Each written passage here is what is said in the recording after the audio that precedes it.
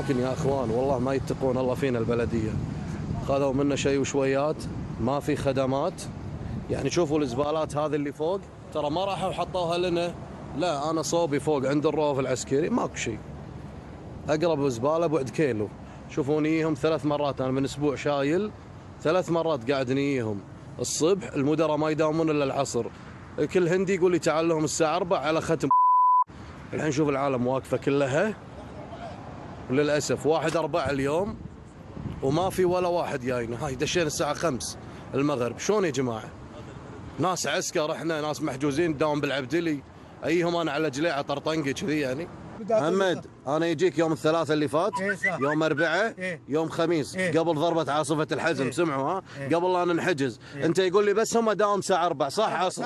اي عشان هم مدير، احنا خدام عندهم. اي الحين تغير الحكي، تقول لي بس هم يجي الصبح. شوف الساعة 5 احنا ناطرين، هذا احنا واقفين. بعدين متى احنا يجي شنو يسوي؟ ما يجي. حتى المغرب ما يجي. ليش بابا مسكين انت؟ انا يجيك من 1 اسبوع 3 يوم صبح، انت ما يرضى يعطيني تليفون. انت يقول لي انا ما يعطيك تليفون، مو حرام عليك؟ والله ما يعطيك. انا بيت في سلوى، دوام في عبدلي، انا يجيك الحين كله هذا طريق، حرام ولا